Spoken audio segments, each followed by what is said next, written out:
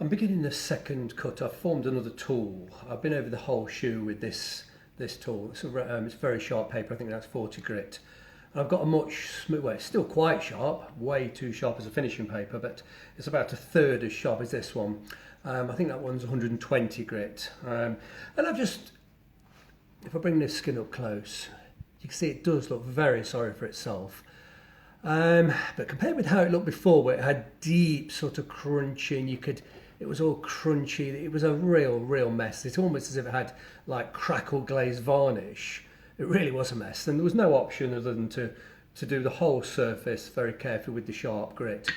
I'm now going to a grit which is around about a third as coarse. Still way too coarse to finish on, but this is the next grade down.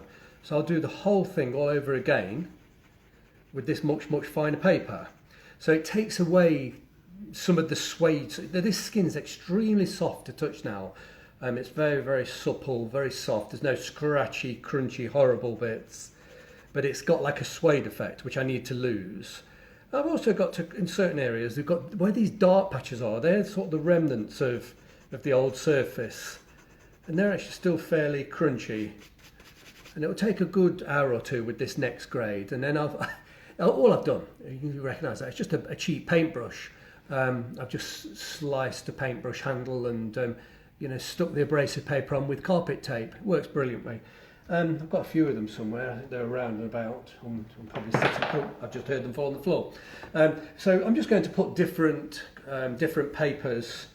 This one's 120. I'll do another one with, I don't know, probably 240, and then finally a 400, which is extremely smooth. Well, I say it's extremely smooth. It's pretty smooth, but it's more than smooth enough to be finishing leather skin surface.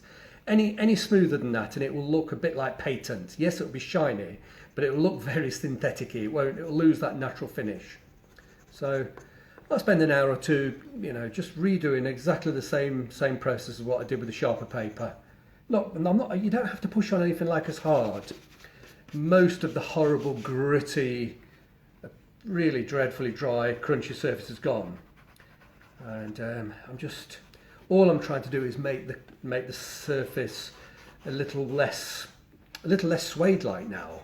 I'm not really trying to cut out cracks because they've largely gone, but it's not of a grade that I'd just be able to dye this and moisturise them and polish them. But if I'm patient enough, this really will come up spectacularly well. But it is a game of patience. Honestly, it takes many hours. If people ask me about sanding, they've seen me do it, and I think they think you can just give it a quick lick over in 5 minutes and that's it done. It will look an appalling mess. If you're going to do it, you've really got to be in for the long haul. It's very time consuming. There are no shortcuts, and there's no nonsense like getting a mini sander or a Dremel or something like that, like a mini electric tool. That would end in complete disaster. You need to be able to feel when the skin's kind of dry. The paper cuts, the abrasive paper cuts the dryness away, and you can feel it. You can feel it cutting, and then when it gets to the lighter areas where it's kind of claggy, it almost stops cutting. But if I find a darker area like here, it feels a bit brittle. But when that brittle area is cut away, it feels kind of clammy underneath, and it's where the fresh sort of skins, it bulks on the abrasive paper, and it just doesn't want to cut. I always compare it to when you sort of if you're sort of nursing abused feet. If you've got dry, cracked skin and you use it'll be a very similar consistency, a very similar texture to that. You get these abrasive files or pumice stones and you rub your feet. The dry, horrible, dead, crunchy, thick skin, that comes away quite easy. And then when it gets to the soft, fresh, new skin below, it doesn't really cut. You can rub all day, but it won't sort of cut through your skin and take your skin away to the bone. It just doesn't do it. It's very similar here. It just, when it's taken away, the dead, crunchy stuff, it almost just doesn't really have any effect on the fresh skin below. I could rub this bit here for a long time. It's not really taking anything off. But if I go to an area like there, where it's still got a little bit, like you get like little balls and the powder appears. So It's not as difficult as you'd think. You need a huge amount of patience. But people ask me, well, are you not frightened of going all the way through? The truth is, no. It almost stops cutting.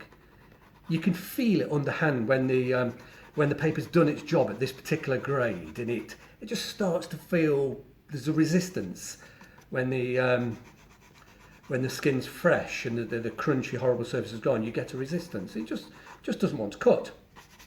But I'm not going to bore you with this because it's a very, very, very long process. But I'll go all the way through with this paper. Then I'll make another one of these tools with a finer paper. I think it'll be 240 grit, and I'll do the process again. Then finally finish it with 400. You never know, I might even get this shoe sort of finished sanded this week and get it ready for re-dyeing. That's always an exciting time.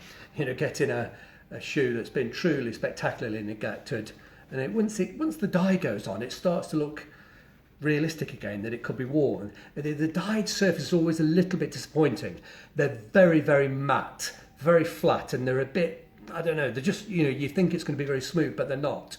It's got a matte, dull, disappointing finish. But once you then start applying the moisturisers and that plumps the skin, you then start to really see the skin come back to life. But yeah, if you've ever dyed leather, you'll know that what I'm talking about. It's very, very disappointing when you see it dry. It's the right colour, but it looks just horrendously flat and disappointing. But from experience, obviously, I know what to expect. So it doesn't come as a big disappointment when I dye skins now. I always look to the next process when you've actually moisturised that dyed skin. That's when it really comes back. But I'll show you the dyeing process and you'll see exactly what I mean. When it goes on, it looks exciting. It goes on wet and you can see all the colour coming back. But as it dries, it goes very, very matte, very listless looking. And I'll show that to you before I moisturise it, and you'll see exactly what I'm talking about. But it might take a week or so before I get to that stage if I can keep my enthusiasm to continue with this shoe.